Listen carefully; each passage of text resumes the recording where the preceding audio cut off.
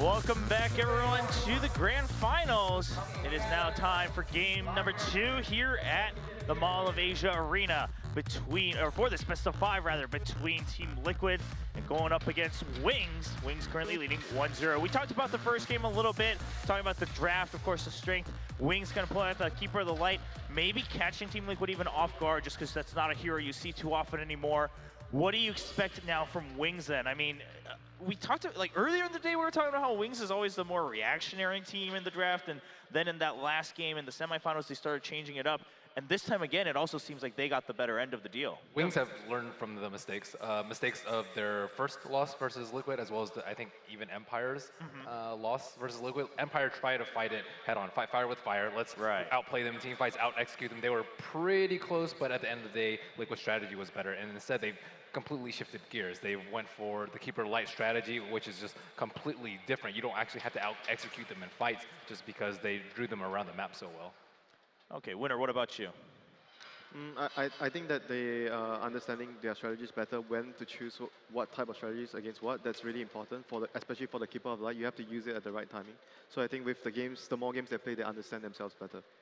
Okay, I mean, is this also then a question of Wings maybe being much more cautious towards the early part of the entire tournament, just trying to find out how all the other teams are playing before they start to decide, hey, these are strategies against certain teams? Or is this literally they've just grown in the past 3 days? Yeah, I think it's the latter part. I think they've grown confident. They're all over the map in terms of picks. We've seen completely different strategies in all the games they've played so far. There's no clear indication of what heroes they prefer or anything, whereas Liquid has now played 3 games in a row where they did similar playstyles, similar picks that serves the same purpose. But with Wings, they had game 2 where they went Spectre Phantom Lancer, Bounty Hunter Doom. I think they had was that the same game? They had Bounty Hunter and Doom? I don't know. They had like semifinals? They had like a 4 melee lineup, I think, in game 2 against Fnatic. And then in game 3, they changed it around and went for the Lone Druid, OD, and with a very early push where they were very dominant as well. Yeah, it was the second game, by the way, with all 4 of those heroes that you mentioned. Yeah. So, and now in this game, a completely new strategy yet again. I wanted you to tell him no so he would admit that he was wrong. Didn't he just say I was right? Exactly, but we've never seen you admit on camera, I'm wrong. Yeah. Have I ever been wrong on camera is what I... Ooh, okay. Probably. All right, so moving on to game number 2. We talk about, so Wings, definitely having seemed to, whether it's the confidence, whether they've actually learned and grown as a team, they're improving. They're improving, and they look stronger and stronger every game, not just day to day, not just match to match. And they talked about it themselves, Blink, earlier in the interview.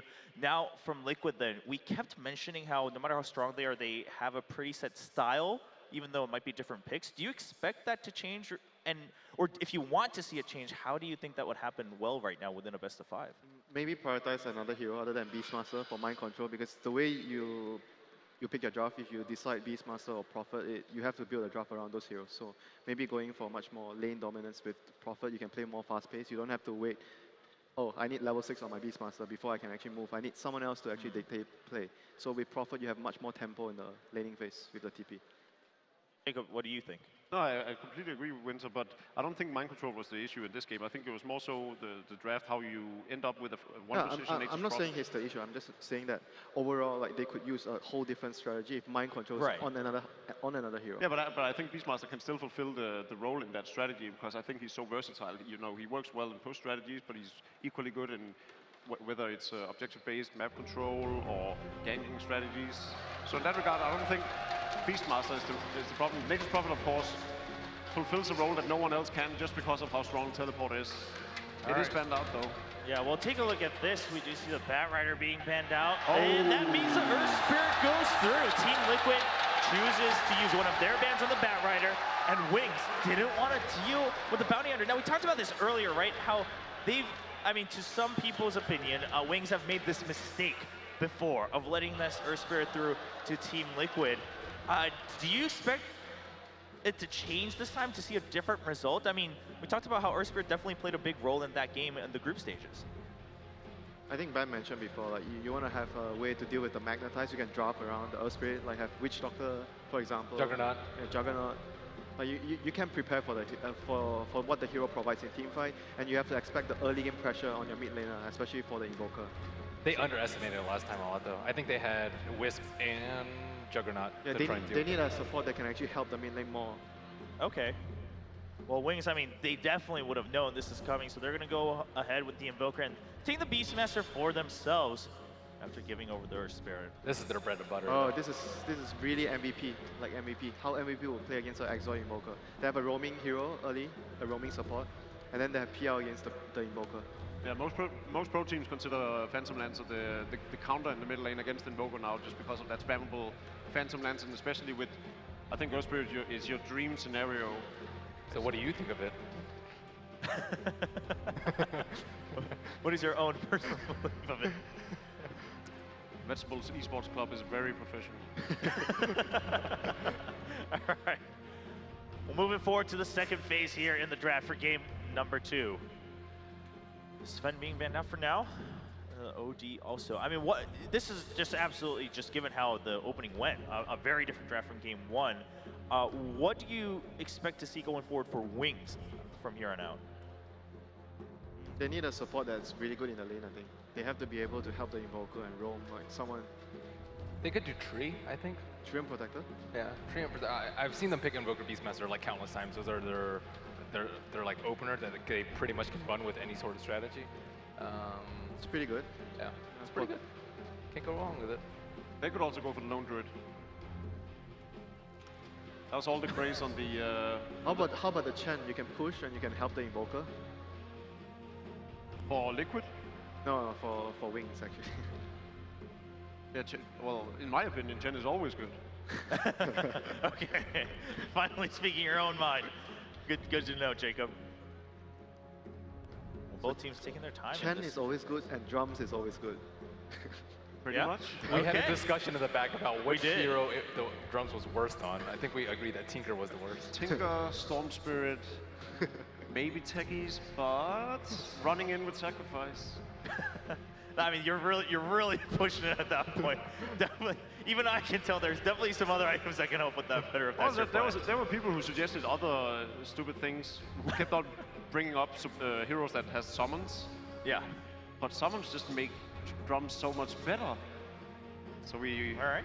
yeah, Well. Broodmother and Ignore drums, that's all good. All right. Well, finally making their choice. I mean, both teams taking their time a lot. The AM being banned out by Team Liquid. Yeah, a hero can deal with the PL's pace in the game because you speed push with battle free really quick and it's very hard for PL to catch you because of the blink. Not worried about the Spectre. For Wings or you mean for Liquid? If I was Liquid, I'd potentially be Oh. worried about Spectre. So this is the hero that's going to help Invoker and to nullify the Earth Spirit's pressure in the middle lane early. And you have AoE against PL, that's always nice. So all in all, a very solid pick. Like Wings, once again, like they show that they understand when to use what picks and when to adapt. Like, it's really nice to see this from them. Yeah, it's just a change in terms of the pacing and kind of the tone of the draft so far from Wings Gaming from day 1 all the way now to the very final match. Team Liquid also responding with their own. So the offlane pick, I was thinking Darkseer might not even have been too bad. With the Earth Spirit, right? Yeah, exactly. Vacuum with the Earth Spirit into Magnetize, and then also The lane pressure. lane bullying and So basically, if you pick the Tide, you're just more focused on getting more farm because you can farm the Ancients compared to Darkseer. And if you get a good laning phase, Tide is really strong in team fights in the early game because Darkseer you rely on the blink a lot more. So they go for the Slug. So map control, Beastmaster plus Slug, they have a lot of vision and map control. It's good speed push, good catch, decent team fight with actually very strong team fight with Earthshaker and Invoker. Once again, a very all-rounded type Right. of lineup. And that's been more or less what we've come to expect from Wings. I mean, sure, there's games now and then where they'll throw a little bit of a curveball. And Liquid is just going back for like a lot of team fight. Tide and Earth Spirit, very heavy team fight. And then PL will be having boots of travel, so you're pushing other lanes, you're TPing at the last moment when your team set up everything. So it's a very similar style to what they have been doing so far. so for carry heroes right now for Liquid, presumably the Phantom Lancer is the mid hero, right? Has No. Feta played the hero? No. It's almost always Matoma, man. So Matoma Man goes mid. So everything we discussed early on Yeah. is out the window. Not sure. I don't recall ever seeing Fada on the. Did you see the fully convinced no, and then retracting to no, I'm not sure. Well, I'm pretty sure Matamba Man's gonna play it. I think I've seen Fada solo the safe lane, but I don't think I've seen it on PL. Okay. I'll just assume when they pick it up on the second pick, it was because they was okay. So it is a lone druid in the mid lane, and then a safe lane Matamba Man. So no. Back to the confidence. How about the other way around? Safe lane lone druid? I mean, safe lane lone druid by Fata, and then They both play. yeah, they both play the hero. Yeah, and then you mean they change positions Yeah, they rather? change. Yeah, Would that have better value, you think, if they felt comfortable with it? Yeah. I think so because, well, actually, lone druid still fares pretty well up against Invoker or Earthshaker. It's not gonna be a big issue. Yeah, but with the PR, you have more kill potential with the Earth Spirit roaming in the early game. So That is true. That is true. you can pressure him more. So that's what I prefer more, personally. Okay. I mean, exactly how important is it going to be to contest the Invoker against Wings right now? Yeah, because I mean, is that where you want to put all your focus early on in the I game? think it's really important because Wings has Invoker, Beastmaster slot. Their cores are very strong when the game goes longer. They have map control, like that's very important, like in late game. So I think that they definitely want to pressure him as much as they can in the laning phase. There's only a couple heroes with blanket like silence that can actually keep a Tidehunter from casting Ravage ever. Disruptor and Doom are the two, but both of them have been banned out. But don't you think Disruptor would also be nice on Liquid side for against the slot? Yeah. They could also pick it up for themselves. What did you say? For Disruptor, I mean, they banned Disruptor because Ben mentioned it's really good at locking down the tide, preventing the Ravage, but I'm saying that it's also really good against the Slug. Whoa, that's a hero that we haven't seen in a while. Okay, Bane. Good hero. Good lane presence, especially setting up kills with Nightmare into Sunstrike. Well, as we're waiting for Liquid's last pick then, with the Bane now coming out, how do you feel about Wings' roster overall? Well, they need to do very well in the laning phase, so they can actually transition into what they are very good at in the mid to late game with their vision, speed push, catch. So lane is very important once again for Wings. They have great lockdown potential, and it's gonna be that lone druid might actually struggle a bit. It's gonna be the Phantom Lancer that they rely more on, I think. Oh, they're going greedy again. Yeah, coming back out. How do you feel about this time? Obviously, Bounty Hunter not in the game. Does that change it though? I mean, you don't look so convinced, Winner. No, I think it's again very greedy, and they once again can lose all their lanes. Their lanes come under a lot of pressure, and it's going to be difficult for them. Okay, Merlini, some last thoughts on that roster from Team Liquid? They have teamfight superiority, but again, I'm not sure if they're going to get through the early game to make it to that point where 5-on-5s will be king. I would have much rather seen a Lion pick up. I don't know what suddenly happened for Lion to completely fall out of favor in this tournament. Went from being one of the most contested picks, and then after Secret stopped picking it yesterday, we just haven't really seen it since. Yeah, definitely gone quiet, but the draft has changed quite entirely, it seems, so far in day 3, especially in this grand final. Well, right now, Wings is leading 1-0. Liquid still going for a style that they're used to. Can they pick it back up here in game 2 to tie up the series in a best of 5, or will Wings have finally figured it out to take the trophy home? Let's go into game 2, find out if it'll be a 2-0 score afterwards or 1-1 with our commentators. Thank you very much. Yes, it is time to get our grand final underway. Again, game number 2 coming up. Team Liquid, they lost their first game ever here at ESL One Manila. And now, fresh slate, but the panel's a little bit concerned about the laning phase. Yeah, the panel was definitely concerned, but at the same time, I think Liquid are really happy because they got a Jarek's Earth Spirit. If Wings win this game too, they're going to be so confident, right? Because this has been one of the big beasts of Liquid that no one wants to give up. Yeah, this is something that will open up the draft for them more than anything. If they feel confident that they can give up this hero. Ice. Does he go for the Fisher? He will. Matobman does have Doppelganger available, going to get leashed up, and Doppelganger himself away, got the max range 1-2 again. Not quite the hero that they wanted to run into with that smoke. They just don't have enough stuns to be able to catch a Phantom Lancer. Almost any other hero that would have been the first blood is they are going to get control of the jungle right here. I think this is probably even the bigger play. Yeah, that's a primary focus, right? If you run into and get a kill or some sort of surprise team fight, that's okay, but it's about taking control. Yeah, you want to make sure that the Enigma especially gets a slower jungling phase, especially since this kind of lineup is a lot harder for Wings to invade. And I think that's part of the reason why they took this Bane. They wanted something that could get mobile, that could trade hits with the offlaner, and at the same time allow this Earthshaker to get a lot of space to do what he wants. Yeah, last time we had the Bounty Hunter who was able to be a disruptive force against Crow, as well as being able to soak up like half of his experience. And we also had a lot of invasion coming out from Wings, but this time it's just not there. So need to do everything they can. Even the little things can help stop an Enigma from being able to get that mech in time. Let's talk about our hero matchups though, Blitz. We've got the Phantom Lancer versus Invoker, which you've seen this matchup before. It's been kind of a rising pick. This is one of the heroes dedicated to being able to beat PL in lane. Actually started out in the Southeast Asian scene. Yeah, you're just able to rush on top of him. Invoker can't really trade hits early. The Spirit Lance is quite good at harassing him. And more than anything, your base damage is quite high on the Phantom Lancer, so pretty hard to trade hits. More importantly though, it's really easy to set up kills with the Spirit Lance. You can chase people down with the Phantom Rush. And that's why you see the Earthshaker in this game. He's essentially just there to neutralize Jarex. And at the bottom lane, we have Mind Control, who's going to be playing the Tidehunter, but he's matched up against a lane that is super tough. It's going to be a Bane and Slark. Sleep into a Pounce. What can you do as a Tidehunter? How do you even contest up against that? And where does your help come from? Right now, Kuro can't even come down to help him. They've blocked up 3 of his camps, even though one of them is still already spawned up. So Kuro's got no space to go in the jungle, and Jirax, he was looking for a gank on mid. Instead now, he moves up towards the top lane. Kuro's coming in with an extra stun, and they got an opportunity right now here on Faith. Wait for the extra stun timer as he starts to run himself away. There's your first Malefice. Jirax, he needs to get in front of him and get the body block off. Can't do it, so just physically attack him down, and Faith will be the first blood going in favor of Team Liquid. Jirax, however, is stuck in the trees. The Sunstrike is still such low level, and he'll boulder himself to safety. Good read by Jarex, because if he actually runs back through that tower, most likely the Invoker's going to be throwing the Sunstrike, leads it, and will be able to hit him with the extra tower damage. He probably dies and gives a return kill, and that's not what he's hoping for. So just calmly sits there, waits for the next rolling boulder, and that's Liquid making the best out of this situation where the Enigma is having his camps blocked out, him being able to rotate and gank up that Beastmaster.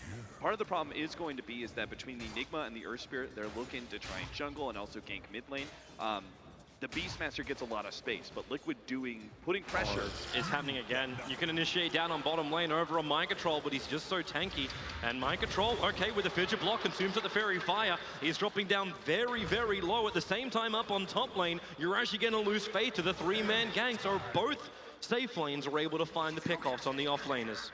I think both these offlanes are super scary. The Tidehunters especially, given that he can't actually use that cleanse of the Kraken Shell to be able to get rid of these disables, like the Pounce that's keeping him in place. Both are drawing a lot of attention though, and most specifically, Mind Control's lane is pushing forward, which is really beneficial to him. Yes, he's going to die in this lane quite a bit, but as long as he still gets the levels, that's important. And you're also seeing that out of the Beastmaster. He's positioning really far forward. He's still getting okay experience and farm. They've done a good job so far of making sure that Jarex can get some space around the map. I think he made the right adjustment and realizes that the Earthshaker is going to be camping that the Invoker, so he decides that he's going to abuse this off lane, and once again... They're going over top lane. Malefice done over on Faith. Jirax has his rolling boulder available. Fada 3 times the charm. Bear on him, and there it is, boulder in front. This time the body block will also be there. Faith stick charges up. Does he have enough light? The Bane, the Nightmare, keeping Jirax out. The Bear can't do enough damage, and a pause! They have to wait. Ice is having issues. He'll disconnect out. He's over in the middle lane, but you got an Orb of Venom currently ticking down the Beastmaster that no one else is in range from Liquid to hit. That's one of those... It was unfortunate because there's no way that that pause was timed, but that was like, contemplate what you just did wrong, as the Beastmaster barely gets away, but once again, he has to play so much safer than he has been throughout this entire game, playing way too far forward and just simply not respecting the power of the Earth Spirit.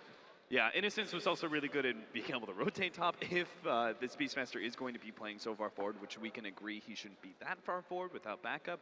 At least the Bane was able to make the rotation in time and being able to save his life, because you look at what Mind Control's doing, right? He's doing the exact opposite of pushing himself forward in lane. He's actually sitting there in the off lane camp. He decided, nope. Okay, that was enough danger for me, thank you. I'm not going to go into that lane again. You know, these sort of off lanes, it's actually more reminiscent of older off lanes where it was kind of like a suicidal lane. But the important part is, while you may die a few times in lane, you can't overly feed. You need to still be able to get your levels up, and that's something that Mind Control is making sure he does not do. Fun little attempt there by Ice. He tried to actually catch up to Jirax, but he rolling bouldered early enough. So the Fissure from Ice ends up being wasted, and Matumberman, he's making a play for the top rune. Now there is no mana. Okay, now it is there for the Fissure, thanks to the clarity, but Matumberman breaks off the pursuit and will not go for it. Yeah, instead he's going to go for this bottom rune, and if he does manage to get down there, it's going to be the regen. Going to help him out a little bit, and we start to see the Earthshaker just rotating up to this top lane. Want to make sure that the Beastmaster gets an okay time, and I think the main reason why they're sending both the supports here is because he opted not to go for the Iron Talon and try to contest the lane, thinking it was going to be largely a one-on-one against the Fata Lone Drip, but with the jungle camps blocked off on the right side and the Earth Spirit unable to gank mid because of the Earthshaker, they just kind of made that adjustment in game. Yeah, so this is definitely the advantage. Oh, the kick! Nice kick! Able to hit with a rolling boulder after. Mateleman still needs to do a little bit more damage here. He's got Lance off cooldown, charges himself forward. He's underneath the tower, but he hasn't finished the job. 27 life they drop down to. Now it's both Liquid heroes injured and walking around the Radiant Ancients. They got a dire observer, so they'll see the movement as Jirax loops around. Up on the top lane, the bear will be brought down. Fata, he'll keep walking himself away to safety. He's far enough away from the boars. That could be just as important as actually getting a hero kill. You got a decent amount of experience, a large amount of gold from that rotation, so that was actually really well played. The region's still not being spotted out. If Jirax walked just a little bit further to the side, he would have seen it. And that would have allowed him to actually gank bottom lane, but okay. Bottom lane is a tough lane to gank. Jerax, I'm pretty sure like he's only gonna go for that if they bring like the Enigma with some sort of smoke gank when he's level 6. That's just one of those heroes that is like you make so much effort to try and get it, and it's not ever guaranteed unless you have an AoE disabled like the Enigma does. I do like, though, that Liquid is going to get a lot more of this off lane now. It's harder for the Slark to be able to contest this Tidehunter just because you can continuously use the Anchor Smash. The kick, it actually connects over on Shadow. But he still breaks free and moves over, and this actually baited Mind Control to come out a little bit further. With a Sunstrike from Nightmare setup, Shadow gets the perfect tether off. Can Mind Control survive this? His Anchor Smash hasn't done enough. He's moving back towards the tower. Jirax can't create space, and he actually backs up Shadow. He comes back in again. Jirax punishing Wings, who get overconfident. That is a big kill to take. Jirax, he was the walking wound of bottom lane. At the same time, Kuro will actually get picked off by Ice. He was just farming up a side camp. Then the middle lane also. A little bit of chip damage everywhere, but it ends up being a one-for-one trade-off. I can't believe Ice just rolled up there and killed Kuro with the Fissure, but that is the advantage of that aggressive ward that they laid out near that off-lane camp. That bottom gank, it looked like it was going to be successful. The Slark just didn't want to hard commit for that. He sort of made this hemming and hawing play where he committed hard with barely any HP, but he didn't want to go that hard. He just didn't want to die, but Jerax was still there waiting with the rolling boulder, and you start to see why it's a priority ban for most teams against Liquid. Yeah, that was a mistake that the Slark really can't afford. He should Keep never your die eyes on in top. 6. Here they go. Kick to start it off. Look for an entangle. 2 hits won't be enough for it. They're looking for more. Ice comes in with a stun. Sunstrike's on its way, but the Savage Roar forcing both Face and Ice to unwillingly walk away. Meanwhile, mid lane, again, the Phantom Lancer just doing the PL thing. You're going to see these heroes, Phantom Lancer run at the Invoker quite a bit. But we're getting to that moment where the laning phase is coming to a close. I'm more interested in what the movement's going to be from here, from both sides. What really should be done. Not really sure what the next play is for Liquid anyways, just because your Enigma still hasn't really been able to get online. He does pick up the level 6. He actually draws the line for it too. So the line just smoke up and go around the back of the mid lane by the looks of it. He might actually just run into Innocence though, which is the last thing that he wants to do in this situation. This is a decent maneuver though, just because Ice is at this top lane and they know. They're pinging him out like crazy, but the Invoker's gonna make the good move up here. Just immediately start rotating up for this rune. He's in a really good position, even picks up the illusions, and Kuro still wants to set up on this mid lane, but Mind Control? You can see how important the mid lane is for Kuro at this point, because as soon as Mind Control scouts out the Bane, they're like, there's no rotation over. But the pings already go out. Kuro, I think Kuro moved around this tree a little bit too far, and I think Wings ended up spotting him because it's daytime. The nighttime movement, if he'd just done it maybe 15 seconds earlier, it would have been perfect for Kuro because it's still night at that point. He could have gone for the dive, but now Mind Control's in trouble. He's going to trigger off the Ravage to try and survive with the Anchor Smash. The kick hits in to connect the ball! Jirax, you are so beautiful.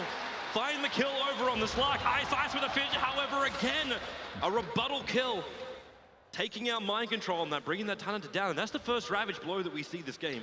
Man, Earthshaker games like this are so fun when you just get to roll through the laning phase and Fissure people for the last hit. He's actually going to get a pretty decent progression at items at this point with the way he's picking up these random kills, but it is so much bigger that Jerry's continually picks off this Lark like he really just shouldn't be able to yet.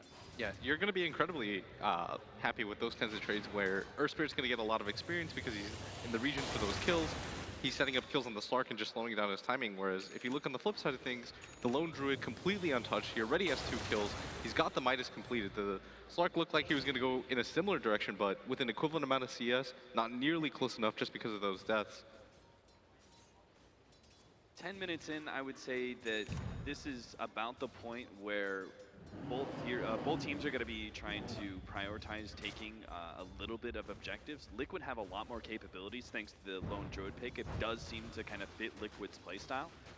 If they can actually get into this moment of time, it's probably more like 20 minutes is what we're looking at, but when they have mech, the Lone Druid is kind of coming online, and that gank on mid. It's going to be difficult, but maybe not impossible. Not once you get that 9 meta set up. Oh, they got Echo Slam as well as normal stun with a Sunstrike from the Invoker. Say goodbye to your Phantom Lancer. It was Liquid who was trying to poke for something else, and with a haste rune, they might be able to get this. The Dire Observe Ward facing right on top of it, so Jirax starts with the silence. There's no possibility for the Roar. Fada's coming in as well. Can they get some level of control? They can't hold him there, and now it's Wings' turn. They turn around with a Roar on Jirax, and the Brain Sap finally an Entangle will come out from the Bear.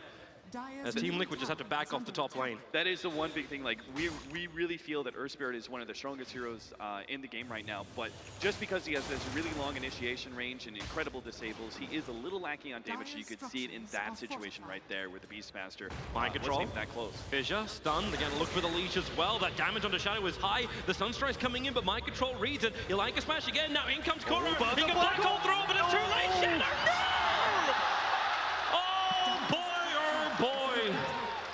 And that should have been the 3rd kill on the Slark this game in 11 minutes, but Kuro drops the ball there. That Midnight Pulse almost found the kill as well. It was just on the edge of the Slark. He got out of range of it, and then the black hole came out, but it was all too late. They still have the Ravage timing, though, to go off of, and although that was really unfortunate at bottom, they can still make plays around it. That's more of one of those just morale hits more than anything, because it's going to embolden the Slark. He's going to feel pretty confident now that he knows that he forced a hero to use such a big ability. It doesn't really slow down the timing too much of the pushes or anything like that, and more than anything, you just want to use these black holes early game to nab these single engagements, but Wings is going to feel pretty good just because they were able to get both their Midases Here's now a nightmare. completed. They're starting up on top, but I think Wings gonna be really sad they did this. Kuro, they're gonna roar on him with a Sunstrike. Jirax being scripted up. The 2 supports are controlled. Midnight Pulse will go down, but Kuro is dying right now to the Necros. How does he get himself out of this one? With extra help, maybe that's the way to do it. The rest of Liquid bringing in the support. Matumba and Lance now off cooldown. Will chase down the Beastmaster with a doppelganger forward. He doesn't actually have the Phantom Rush just yet. He's going well deep under the tower. Ice is rotating over. This Earthshaker has been everywhere at the right time. Doppelganger is on cooldown for 3 seconds, but Tolman doesn't have a way out. The Sunstrike's going to connect. The Axe as well. It goes only hits once. Doppelganger is off. Here he goes, but Ice is waiting for it. He doesn't have Fissure. 3 seconds, but the tower, that'll do the job. And the PL will be punished.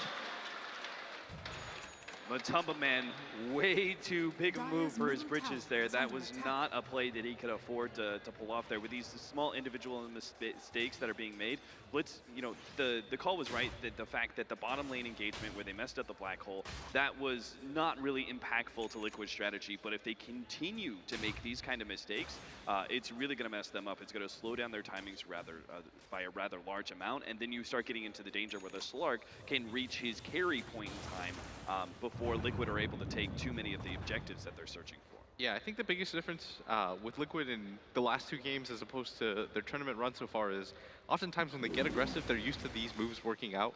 But Wings, they're just kind of sitting back, letting things fall into their laps, waiting for opportunities where they can go for the counter initiations, and that's where the Earthshaker pick and the Bane pick especially start to make a lot of sense, just because the Invoker can continue to farm, he gets spaced through the pressure exerted by the other heroes on the map, and Liquid, they're a team that feels antsy almost. They want to make something happen at all times, they want to try to open up the map, but when you constantly do that, and Wings plays this defensive style. This is what they're doing. The kick's going to come out. Jirax was prepping for it. The Tidehunter mind control was so far down. Now they know that Innocence as well as Ice, they're in the tree line. You do have Ravage available, but will not be required. Innocence is going to lock himself in the trees. With the Doppelganger, they break through that. The Fissure. No really? way! No! He doesn't get out. There was still enough illusions for this. They get the kill over on the Bane, but the trade-off is your tier 1 tower on top. Yeah, I think Wings are definitely getting the better of this situation. They took the tier 1, and they can still definitely defend their safe lane tower if they want to, but it seems like they're probably just going to keep on going. You don't want to be fighting into the Ravage. You know Liquid have hit a certain kind of timing where team fights are dangerous. What's the point of going to it if you can just trade? This bottom tower gonna get harassed by Matuma Man, but he just simply does not have damage. And there's extra help. Fada's going to come over. If he can get a good entangle here over onto the Invoker, maybe there's a chance. The boulder fall from Jirax. He'll get the kick. So Bear's got more chances. The Savage Roar sending the Beastmaster away. So they'll protect the top tier 2 tower. But Kuro, damn, he's still so damn low. And maybe Kuro walks to the side. No! Oh my God. He'll go down. Jirax was so low as well, minions rule. So hard to stop this push with the heroes that they have available. And Fada still trying to chance that root, but doesn't want to lose the bear if possible. And note that Liquid abandoned that tier 1 tower push in order to try and get there in time, but they were still a little late. They obviously messed up on losing up Kuro. They don't get the pick off the Invoker, and they're still probably going to lose their tier 2 tower. This is just the nature of the Beastmaster plus the Invoker, and this is exactly what Wings... I want to go back to what Blitz said about kind of the calm confidence that Wings has right now. I feel like this is the biggest strength of this team, is that they're reactive force. They have a lot of confidence in their picks, and they're just allowing Liquid to make all these mistakes and just... basically capitalizing on it every single time as they do once again. Yep, they take out Fada's bear, so he'll have to resummon, but he's only got it up in 7 seconds time. They're waiting for the initiation time. You've still got Roar available. So Liquid put mind control on the front lines. If you want to initiate onto something, you go up against the tanky Watermelon. The Beastmaster sees everything too. That Hawk has seen Jirax perfectly. Yeah, and he knows he's being watched. The Forge Spirit attacked over the Fog of War. Even in this situation, Liquid still look to defend this tier 2 tower. They don't want to give up too much space, and they know that there's max 4 heroes up here. Are they going bottom? Hasn't shown themselves. Jirax is, okay, this is just a simple Fiend's Grip. If Jirax didn't get the silence off, Kuro's making his play. They're bringing in more help, but Shadow pounces away up to the cliffside, so Innocent, he'll go down, sure. You defend your tier 1 tower, and Shadow will have to wait just a moment. But that's a heavy rotation from Liquid, and the tier 2 tower is still gone. Yeah, notice where the map controller really is right now. The fact that Wings have managed to take that tier 2 at the top lane, and yet bottom lane is still being pushed out. Liquid have no space to be able to farm, and they can't Initiation, afford that. Sunstrike. They do actually have Roar available too. Mind control with the Necro units. Ice, he's going to commit the Echo Slam as well to ensure the kill. And they're actually starting to pressure towards the tier 3 tower, while Liquid, they want to attack the bottom tower, but Shadow's there to D-push. Yeah, exactly. I mean, Wings just keep on forcing this, and Liquid keep on making the mistakes, and now they're just getting to a point where they're actually getting so damn big that we may even see a tier 3 tower go down before 20 minutes, and that's purely the power of this Invoker pushing power with the Beastmaster, who's managed to get his Necro book at a great timing. More importantly than that, the Earthshaker's about to complete the Blink Dagger too.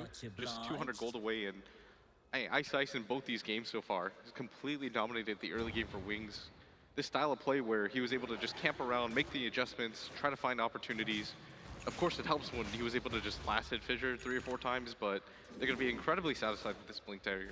And this will now change the swing of the team fight power a lot more in the favor of Wings. You know, it was supposed to be Liquid with these double big time ultimates, plus the mech and the Lone Druid reaching kind of early peak in some ways, you could say, once he has that Radiance. But the fact that they have to deal with a Blinkin Earthshaker who's going to be able to potentially just, with his combo, one-shot the Phantom Lance, or at least disable him long enough for Wings to get the quick kill, that Liquid may not actually be able to take those 5 versus 5s that they were thinking of. So how does Liquid then get their combo? Kuro's starting to bank up a little bit. Does he look for the early Blink Dagger? Do you still try and wait up for Fada's Radiance? He's been working on this for a while. He finally has the Relic. I mean, no matter what engagement that you're going to take next on the side of Liquid, you're going to wait for that Radiance. There's no reason not to. It's probably the biggest power spike that you're going to see out of a Lone Druid, and that's exactly what you normally go for. As soon as you ditch the idea of pushing with your team and Wings right now. And the biggest thing about the Earthshaker Blink Dagger going off so early too is that he's got kill potential with just one other hero on the map. That's so rare to have, especially when you're playing against heroes like the Phantom Lancer. Usually it takes 2 or 3, but if the Earthshaker can just solo initiate, set up things like the Sunstrike a different lane, it's usually just enough damage. The Tumberman, he may regret being down here for a little bit, and he backs up a little bit. Understands the fact that, well, while it still does have that tier 1 tower there, that nowhere is really safe. The Fissure starts the attack, the creep wave's coming in, no Echo Slam required. In fact, it wasn't even available. It was still on cooldown. See what Blitz was talking about? That was just 2 heroes off the map. The top lane was being pushed in. They actually showed the Slark and went ahead and said, hey, I'm still up here. I'm still pushing down this lane. They're going to try and hunt for him now, but he's already got his Blink Dagger, so he can make that kind of clean escape. When he's got these kind of items, he can show himself and put pressure, and so was Faith. Faith is actually throwing his summons into mid lane. Gonna go for the kick. He needs to keep that control over on the Beastmaster. Roll will happen. You got Gush and Malphus, but Jirax is going down. Everything is just being brought together. A magnetic personality is Shadow. He also goes up for Kuro. Liquid are losing too many heroes across the map. Mind control now. The Echo Slam. Final will be controlled. The Ravage has to buy space. Savage Roll working with it. Ice. He'll go down underneath the tower. Finally, money coming the way and an entangle as well. Vada, he needed this. A double kill for him. They'll BT forward on the back of that PL. Maybe with the Sunstrike. Vada, be careful! The Lord Druid got nailed! Faith still on the run. Matama will finish up the job that Vada did start. That presence of mind. Wings get the snipe. That was so big that he managed to pick off the lone druid like that, because that was the play, that was the fight where finally Wings were the ones who made a bit of a mistake, and Liquid were actually going to be able to like, okay, we can finally gain some ground back. We've been losing so much, until that pick off on the lone druid, which just throws everything back even. The ability for them to capitalize on that mid-fight, it looked like Liquid is, like you said, they were going to turn things around, but that's one of those situations where you just forget about the Invoker. You don't think about the Sunstrike because you're getting in that moment. You have to take a look back and say, okay, maybe there is something like that coming. The Invoker hasn't showed himself on the map. He's taking advantage of the space that his team is creating, but that's so hard to account for the lone druid. How are you going to expect something like that to happen when you're just on the offensive? And he also may not be expecting that the Sunstrike would do that much damage this early on into the game. He didn't have it yet, but he does have it now. The Axe Invoker is already online, and that was a timing that we were talking about during the draft that is really important for Liquid to exploit, but that timing is gone, right? Yeah, he's just made it able to farm more than anything, but I guess the good news is that the lone druid still picks up a lot of farm and a lot of levels as a result of that engagement mid. They only lost, they still had a somewhat favorable matchup just here in this mid lane. Matama Man, they're looking for it again. They have so much initiation on him. They'll have to start with the fissure once again and then jump in, follow up stun, the Sunstrike, a lot of damage. The PL brought down, it was actually the Bane's final nuke. They put him under and the tier 2 tower can be exposed. Meanwhile, Vada caught in the tree lines. The kick from Jirax will buy a little bit of space for the lone druid to maybe walk back out. He's got no mana and now no life. Brought down by the movement of Shadow, and he actually leashes the Tidehunter. There's no Ravage, there's no control. The kick comes in from Jirax, but nothing can stop Shadow, especially when you tornado the Tidehunter up. That's a lot of momentum up in the air, but he still falls down to death. Team Liquid, they are on the ropes right now. And this is the part where the Slark can get really in these team fights constantly. He's got the Blink Dagger, he's got the mobility to be able to jump in and out. They're going to be able to use this map control and combine it with the sustain that they have, and Wings will just go for pick-off after pick-off, team fight after team fight, because they know it's so damn big. They have so much. If they can ever force a mistake out of Liquid, they'll be able to turn 1 kill into 3, 4, take a tier 3. They've already done it at the top lane at 22 minutes. This is so brutal as well. They don't even know what lane they can defend. The mid tower is so low. The top one was already low from the early chipping from Wings previously. So they couldn't even split. They had to split up their heroes when they're already down 2 players. Now, however, they're coming back up. The kick was on the Invoker. That Invoker is still... He's got his army of 4 spirits on the front line, and they're going to back out. Once again, Wings really know how to position themselves when it comes to capitalizing on pickoffs. The way that they push down both of those, the top lane as well as the mid lane, manage to take both those tier 3s. They're not making much commitment for great gains. Yeah, more than anything, this just opens up the map for them, being able to push those 2 tier 3 towers. It means that if Liquid take one bad fight, all of a sudden that's going to mean double set of racks. And now they can choose the landscape of the fight. If they decide to go for the Roshan and Liquid decide to take that fight outside there, could potentially just mean the end of the game if Wings decides to push up mid. As we know, even Bear isn't that great for buyback, especially if he doesn't have the summon Spirit Bear. That's one of the downsides of the hero, and right now things are rapidly falling apart for them because they just don't have enough lockdown for the Slark. The Invoker is way too much farm, especially with the Blink Dagger completed now too. It's going to be too hard for them to get a handle on him, and without a Blink Dagger on the Tidehunter, it's going to be quite difficult. Once again, they're going to rely on this Blink Dagger from the Enigma. Once again, they're just going to have to call on Crow to make some sort of big play. This is the kind of situation where a team who's been being riddled with mistakes via Wings' timed aggression at certain times, and their calm confidence of being able to respond. You're asking them to make no more mistakes, and that's I just highly doubt that's going to happen. Liquid are doing something smart, though. They're trying to force some positioning here. Is this smart when you see Earthshaker waiting on the sideline, itching for a level 2 Echo? But that's the point, right?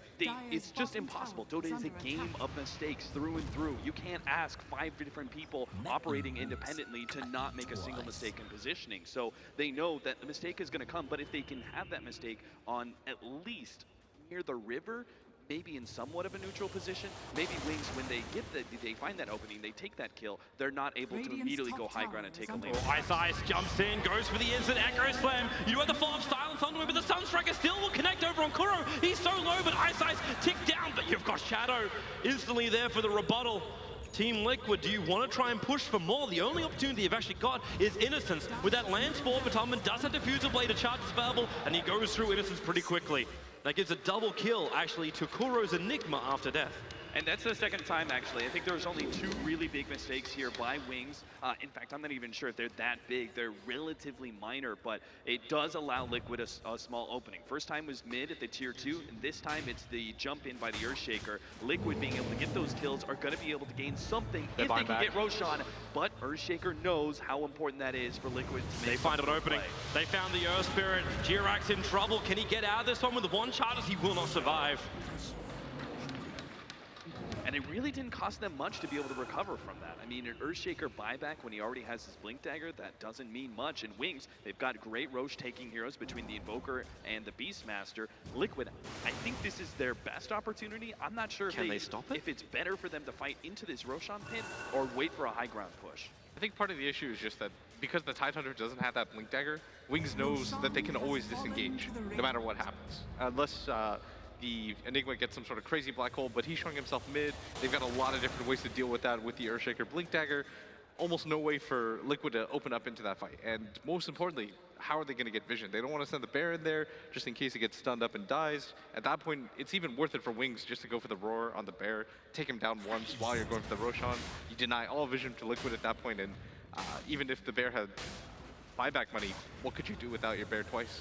Yeah, and a reminder that this is a position that Wings were never supposed to be in for at least another good 20 minutes. I mean, they've got so many items flooding in, and they're only going to be able to build that up more. Now, I doubt Liquid, if they push this for another 10, 15 minutes, yes, that's their only chance of coming back, but you still have to deal with the double minuses up between the Slark as well as the Invoker, so they've got better control, they've got better items to be able to keep farming up. Wings are just going to build and build and build, just like they did last time in Game 1, where they eventually chipped Liquid to death. Not really sure what Beastmaster goes for next. Maybe a Vlad's, but items don't really matter to them too much, as what they really just want to look for is pickoffs. Like, they've got pretty much the prerequisites to end the game on their team. They're just waiting for Liquid to leave the base. They don't want to go for one of those overextensions again. You saw what happened when the Earthshaker, even with that 3-man Echo Slam, when it was by that tier 2 tower and he was in no man's land, they just got chased down. Liquid need to find some level of confidence to come out. So they just sit inside the base, and Wings will continue to farm up the map and get further and further ahead, but they are making their move out and to the dire jungle. It's still very, very, like, the summons and the illusions, the only things in the front line until Matumberman hit by the fissure. Shadow, he's thinking about the jump, but they will not commit. They are giving no, like, there's not even an opportunity for a mistake. Think about it from Liquid's position, right? If you were just to use their vision and look at this game, you see practically no heroes on the map constantly, only because of your aggressive wards, which will eventually be taken care of by either Gem or Slark's got, you know, hey guys, there's a ward here, etc. Like, those will be taken care of. Once those are off, there's like no vision whatsoever that Liquid have to be able to see. They're just getting pushed in by summons, and at any point in time, 4 heroes can blink on you. 4! Like, and one of them's an Earthshaker, which is kind of like one of those insta-kill heroes.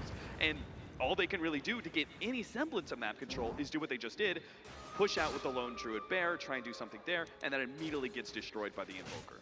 Yes. They're still in a okay position because they can always fall back on the late game advantage of the Phantom Lancer and the Spirit Bear, but as things progress, I mean, this Invoker is just starting to get out of control, and this Slark, not really sure how they're going to be able to kill him.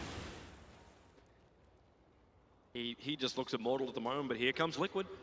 They group around. They've got a nice opportunity to try and go for some kind of initiation on Shadow, but you see Ice's position.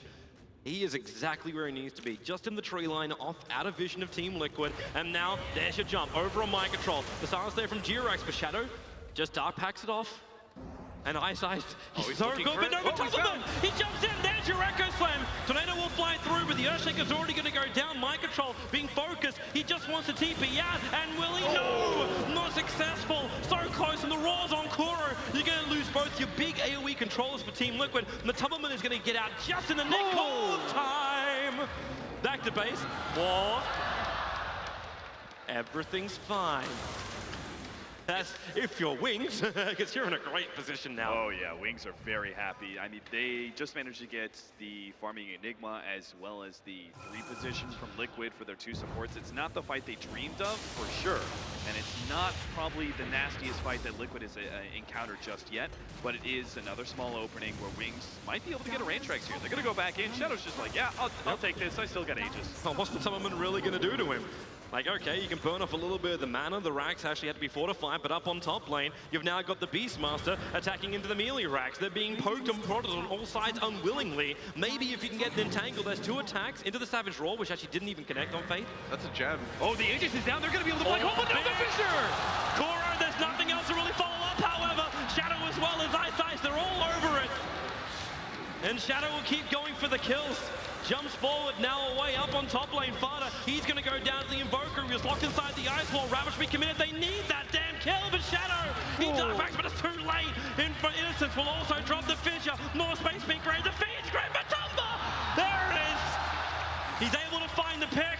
They look for more. Jirax wants a kill over an Ice, the Thorn in the Liquid side. They will bring him down. He won't be able to survive. They kick his corpse away, respecting the dead, obviously. The Team Liquid, they defend, but you do lose your melee on top. Yeah, that was kind of nasty. The big downside for Liquid was the fact that they actually lost their lone Druid in that fight, and the big winner of the team fight was actually Jerax. And the Earth Spirit with the extra gold isn't going to be nearly as effective as many of these other heroes. The upside is they're still alive. They're still in this game. Ever so barely. They still do have a solid amount of mind control. on those heroes. You actually, yeah, he's dead. He couldn't walk himself away from that. Invoker's just combining up magical ice and fire. And they just can't escape. I think they also understand where Kuro is. Thanks to that Observer Ward, the Hawk will come up and Kuro very quickly blinks himself away. And we'll get back to the tier 3 tower. Not a whole lot more objectives for Wings to go for outside the base. They're going to start their push. All they really need is 1 fight to get in. Liquid just have to find the opening where the black hole ravage. Those you got 100 seconds on black hole for a while, yeah. Like Ravage, you've still got 1 minute. So how do they possibly stop this push for a full minute? This one's going to be difficult because Wings have probably taken down the timer for it, and they know for a fact that there's at least a minute for both those abilities. Not a whole lot that they can do, and that's why Wings, despite the scariness that these 2 heroes naturally present, they're just going to go for it anyways. They try and get that kickoff, not going to work. Beastmaster roars, instantly goes onto that Ember, that Earth Spirit, and when they push back, they find the kills. The double buybacks are on their way. Kuro to the front lines, but who are you going to control? Innocence looks to be the only target that Liquid can go onto, but the Echo Slam, Ice will arrive. They're still allowed mind control to move forward. The proc of the Kraken Shell, Ice will go down. Matubman being a real issue right now. Shadow doesn't have enough damage. The bear is still alive. This was the only summon. But really, what's the cost? You've still lost your entire mid lane. Your melee racks on the top is going down. You lose Earth Spirit, you lose ES, you lose the Bane. That's all. Yeah, they're going to be incredibly satisfied with that trade-off just because they got the buildings. They got what they came for. All they really need now is 1 solid push at bottom. The Beastmaster could always clean up top when that's happening. There's not a whole lot that they can do to prevent that. And with this exposed barracks up at top, Liquid honestly just, they have to constantly push out that top wave. It's going to allow Wings to make moves around the map. For example, on this bottom half of the map, they can't ever go for the Roshan as a result of this top lane constantly pushing in. Wings have all the information to work for. Now what's going to happen is that Liquid is going to have to play the high ground game, but even then it's quite dangerous. Yeah, at this point, you know you're just going to continually lose out, right? There's just unlikely for you to be able to, especially with the Wings that they've shown really great positioning in both Game 1 and Game 2. You're unlikely to be able to get those big team fight ultimates. The BTs are coming in. They asked for the call. That was a ping from miles away. And that TP came so quickly. 3 seconds before the initiation happened, it was Faith who was pinging the creep wave, and they both went at exactly the same time. Yeah, that's the kind of team fight coordination that your Wings is really showcasing as one of the big strengths. They planned that kill kill out really well. It was one of those, okay, we're going to force the doppelganger, you're going to catch him, we'll continue our TBs, and once you caught him with the pounce, it's all over from there. But I'm not sure about your opinion, Blitz, but I almost feel like Liquid, they have to start playing, if they get the Phantom Lancer back up in time, they have to start going for like almost aggressive plays. I just don't see them being able to stop Wings. Phantom Lancer going to preemptively buy back, and yeah, I agree with you, just because I don't really know. I still think you can use the high ground ability in the Midnight Pulse and the Black Hole, and maybe Wings make a mistake, but that's pretty much what you're gambling here for if you're Liquid, because it's going to take a pretty big mistake from Wings to be able to salvage this game for Liquid. Like, they'd have to blow either the Earthshaker Fissure or his Echo Slam before the Black Hole. And that's the key word, right, is mistake. And it's a whole lot easier for Wings, who are kind of like sitting outside the base, trying to go high ground, chipping away at you to kind of plan their initiation. But Liquid, I think they kind of need to like force a mistake, even if it is kind of like a game-losing position for you to go out. They got to go out big.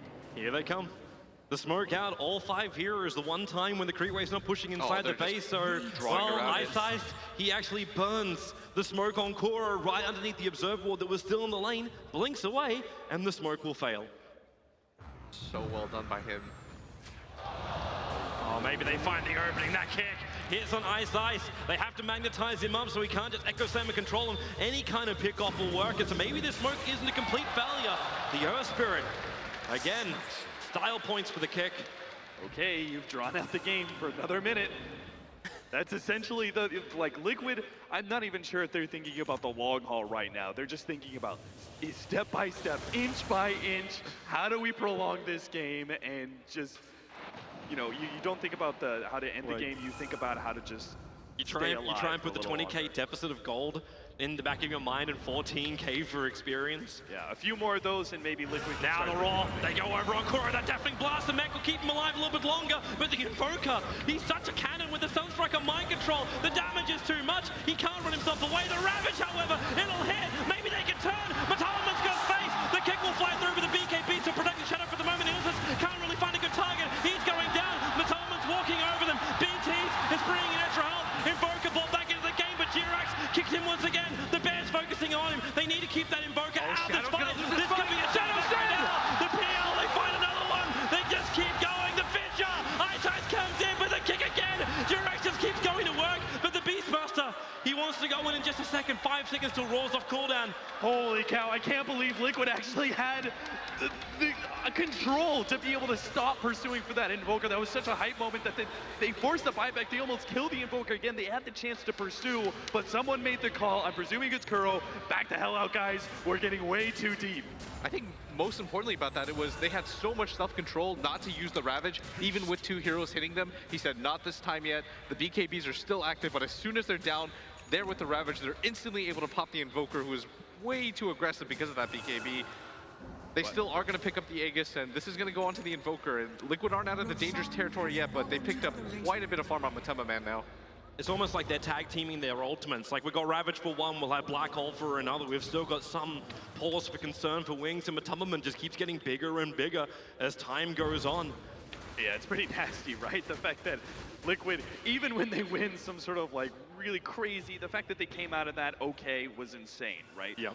The fact that they walk away from that sort of fight, you win, but you still lose. Wings get the Roshan to their hands. The house always wins at this point. They're underneath a Hawk, and that Observer Ward from Jirax, they saw Innocence. They try and go over, and Beastmaster double kick! Faith got connected on as well! Innocence wants to walk out, even Matoma jumps forward. The Beastmaster, in a world of hurt, too many illusions around. The Sunstrike won't hit a real hero. They're gonna lose the Bane too! Ice Ice, hang him the tree line. Where's the Invoker? He wants to burn down Kuro, but Jirax, this guy, he has tasted blood and he wants more. Vada moves forward, but now Shadow. How much respect do you give? This is so good because we're praising the self-control of Liquid to back out mid-team fight like that and not pursue the Invoker, but at the same time, they're not slowing the game down. Yes, they backed up, but they immediately pushed back out. They can't let Wings kind of get set up in that corral mode that they were in earlier. And in 5 seconds, they're going to have the Ravage up again, looking for anything that they can. The Invoker not being the prime target here, as he still has the BKB and the Aegis available for himself. They're going again. But Tumberman, he's right around the corner. Obviously, they don't have the vision here for it yet. They don't know how close they are to a kill. The only one they see is Ice Ice on that tier 2 tower. Yeah, exactly. You see this, Liquid know that they really need to find some additional pickoffs, and they just kind of continue to snowball this, always make it so that Wings are at a numbers disadvantage so they can start taking some objectives. What Wings need to do is slow down the game, say, okay, we screwed up, but you know what? Let's not make any more screw-ups. Let's just sit back, let's get all 5 of our heroes, let's start controlling the map again and reclaim this game. Well, they seem to already have that advantage, right? You've still got the mid ranks down, you've still got the melee lost on top. And might be a range racks with these Force Spirits chipping away at it too. The benefit right now is that Liquid are in a much better position than they were in 10 minutes ago. They're able to push out the lanes with, without feeling as if there's going to be a massive team fight. That was one of the major deterrents for them getting any sort of farm, is that they just had to send their summons forward. Mid lane, Tornado, Cora is going to be picked up by this one. And with the BKB from the Invoker, he wants to fight. Cora, he got bashed up. Cora needs that black hole. He'll look at Shadow. Will they have enough? They can't see him. They can't attack him. Fiendcraft actually dragging Cora out of the black hole. He'll go down. The Fender is there. Shadow's going to survive until the Ravage and the guts. My controller bring down the slug. There is still so much control with Ice Eyes. Echo Slam Matumaman. He's down for the count. No buyback available on both the Lone Druid as well as the PL. Enigma will have his, but he has no black hole. There's no Ravage. And maybe this is finally that opportunity that Wings were waiting for. They're actually going to find Jirax. They don't have black hole. Jerax is just trying to lead them on a ghost chase at this point in time, getting away from them. They're chasing them away from the base a little bit. They are chasing a long way for this. I mean, they know they've got plenty of time. They can afford to chase down this kill, and will still have a full minute before the Phantom Lancer is back up. So they claim that kill. They turn right back around, and this should be megas. I can't really see how Liquid can defend with neither of their break ultimates and neither of their carries. This just seems impossible. Liquid does with the comeback, but it doesn't seem possible. Mind Control just bought his refresher orb to get his Ravage back off cooldown, left it back inside the base, so Wings will feel like there's no Ravage, but he's got no friends. There's no one else to help him survive. The pickup and the throwdown with EMP. Mind Control actually needs to go back and regenerate. The Megas up with this last range Rax to fall in Team Liquid. They stumbled in Shanghai, and it looks like we might be seeing a repeat. Mind Control, he'll avoid. Now is the time, the Ravage with a BKB! It actually did, now that's it, that's game. The Ravage means nothing into the end of the day, and Wings are up 2 games to 0 against Team Liquid. Not a single game dropped here until the grand final, where they've lost 2 in a row and are staring down the barrel of a whitewash. And Wings a single game away from being able to take this championship. This team, this was their one shot. This is their big opportunity, coming from the Chinese region, to prove that they were some of the best. They could go to this LAN event and prove themselves, and they're doing it right before our very eyes. Well, at least there's still some smiles over on the Liquid faces. But Wings, they were high-fiving in the end of game number 1. The smiles got bigger, the high-fives got harder. Wings looking fantastic in game 2. We'll have ourselves a short break. We'll be coming back here, game number 3. What is in store? Will it be Liquid or will it be Wings?